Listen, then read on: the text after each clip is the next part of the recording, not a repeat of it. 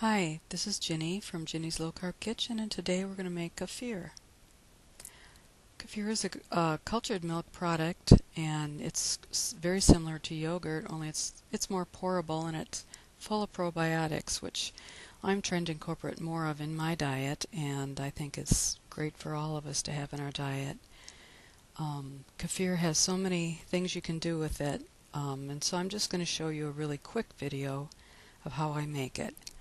This is my kefir with the grains you can see on top, sitting on the top there in the jar. And I'm just going to pour it into a colander and strain it.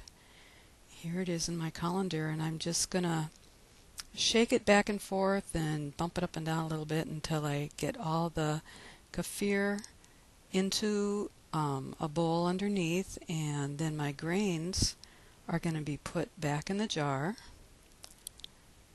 Here I am just shaking it around, and there's the kefir grains. You can see what the grains look like. It sort of looks like a little bit of cottage cheese maybe all stuck together, or cauliflower or something.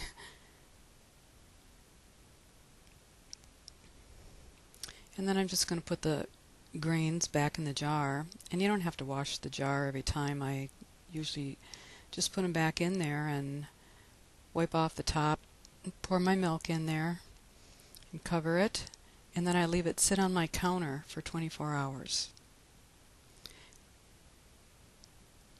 And I use about 2 cups of milk with my grains. Depends on how big your grains are and how much you want to make. And there's going to be more information I'm going to post below about where you can get information on making kefir from Dom's site, and there's other places on the internet too. And here I'm just pouring the strained kefir back into a clean 2-quart jar, or 1-quart jar, I'm sorry.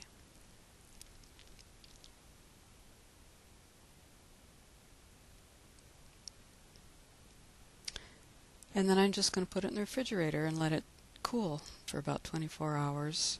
Or you can leave it on your counter and let it ripen more, depending on the flavor you want to get from it. And now I'm going to strain some kefir to make cheese. And I just have a long-handled wooden spoon and a pitcher and a white cotton dish towel. And I'm going to pour the kefir into the dish towel in the pitcher. And then I'm going to wrap the towel around my wooden spoon like so. And it's just going to rest on top of the pitcher, and all the whey is going to drain out.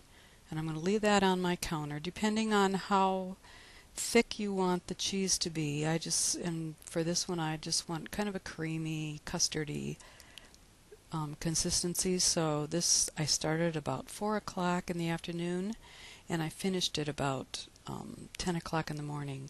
Now I'm going to make a shake out of some kefir that I had already made, and I have Torani vanilla syrup and some frozen strawberries and some banana flavoring, and I'm just going to whip that up in my mini blender here. I'm adding the sweeteners and about a handful of the frozen strawberries and the banana flavoring, and it made a really yummy shake.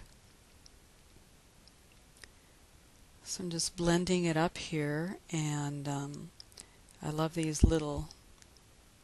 nice little mini blenders. Like you can get a Magic Bullet or whatever kind you find, and then just shake it up a bit so you make sure you get it all nice and smooth.